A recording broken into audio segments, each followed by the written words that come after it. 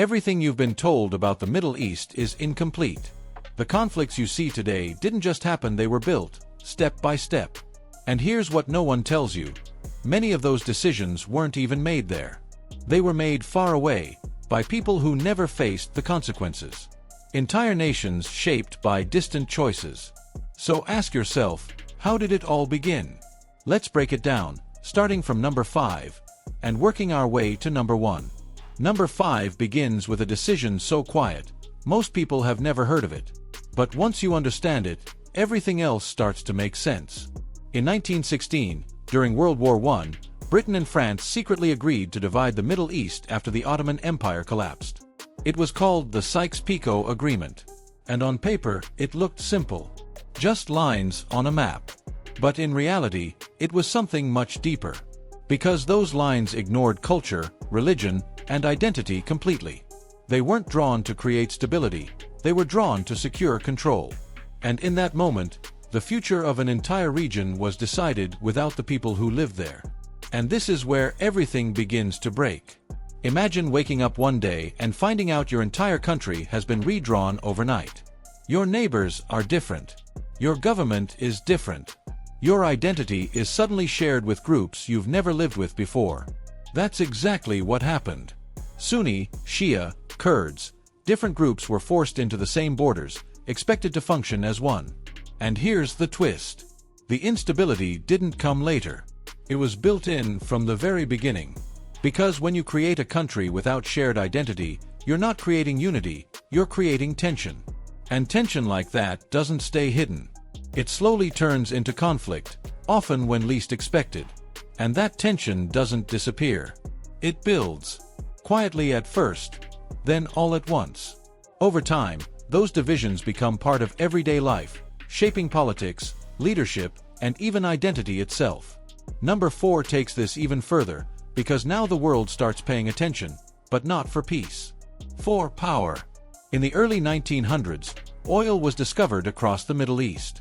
At first, it looked like opportunity, wealth, growth. But very quickly, global powers started making decisions around that oil. And those decisions changed everything.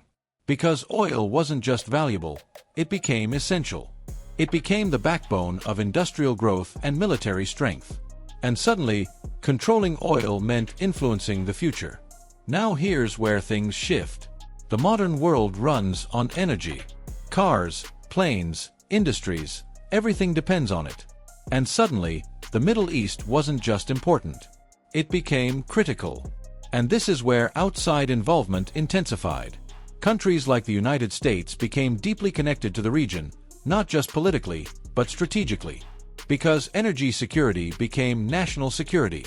And once that connection formed, it didn't go away, it only grew stronger over time. But here's the part most people don't think about. Oil didn't just bring wealth. It changed how power worked. In many countries, governments didn't need taxes from citizens anymore. They had oil money. And when a government doesn't rely on its people financially, something changes.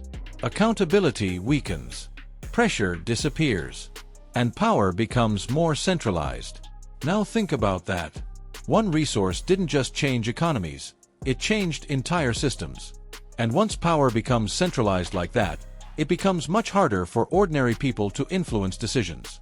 And even today, in 2026, every time fuel prices rise or global markets react, you're seeing the ripple effects of that moment.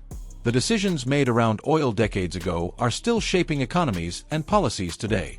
What seems like a modern issue often traces back to choices made generations earlier. Number 3 is where everything becomes personal. In 1948, Israel was created. For Jewish communities, it was hope, a homeland after generations of persecution. But for Palestinians, it was something very different. Displacement, loss, uncertainty. And almost immediately, conflict began. Families were forced to leave homes they had lived in for generations. Entire communities were suddenly caught in a situation they didn't choose. And this is where the story becomes complicated. Because this wasn't just about land. It was about identity, survival, history. And when those things collide, compromise becomes incredibly difficult. Now imagine this. A new country is created in a region already filled with people, backed by global powers, while millions are forced to relocate. Would that create peace? Or something else entirely? And once that initial conflict begins, it becomes much harder to reverse than people expect. That's exactly what unfolded. And here's the part that most people underestimate. This conflict didn't end. It evolved. Decades passed, wars were fought, but the tension remained. And even today, it continues to shape global politics, alliances, and decisions. What started as a regional conflict became a global issue with lasting consequences.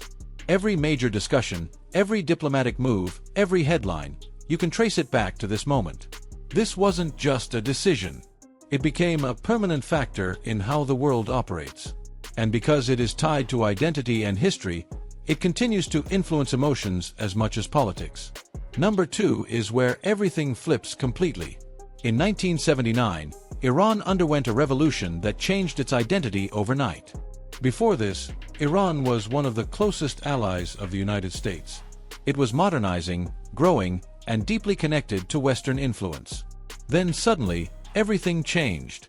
The pace of transformation was so fast that the world struggled to keep up. Mass protests spread across the country. The monarchy collapsed. And a completely new system took its place, an Islamic republic.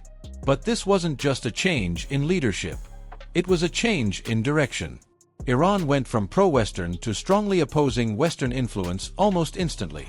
And that shift didn't just affect Iran, it reshaped the entire region's political balance. Now pause and think about that. Imagine one of America's closest allies suddenly becoming one of its biggest rivals. That's the scale of this shift. And the impact didn't stay inside Iran. It spread across the region, influencing conflicts, alliances, and global tensions. It changed how countries interacted, negotiated, and even trusted one another. And here's why this still matters today. In 2026, Iran remains one of the most influential players in the Middle East. From political influence to global negotiations, the effects of this moment are still unfolding. This wasn't just a revolution. It was a reset of the entire system. And once that reset happened, there was no going back to what existed before. And finally, number 1, the moment that looked like hope, but turned into something much more complex. The Arab Spring. In 2010, something unexpected happened. It didn't start with governments. It didn't start with armies. It started with people. Ordinary individuals who had reached a breaking point. Ordinary people demanded change. Better lives. More freedom. An end to corruption. And for a moment, it worked. Governments fell. Leaders stepped down. The world watched as history unfolded in real time. It felt like a new chapter was beginning for the region. But then everything changed. In many countries, removing old systems created a vacuum. And that vacuum quickly turned into instability. Libya collapsed. Syria entered a devastating conflict. Yemen faced ongoing crisis. And suddenly, what started as hope turned into uncertainty.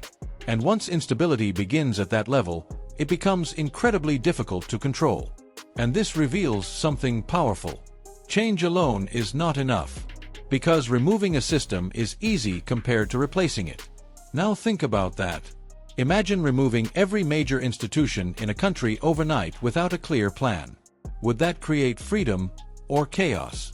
And without structure, even good intentions can lead to unintended consequences. That's the reality many countries faced. And even today, in 2026, the effects are still visible.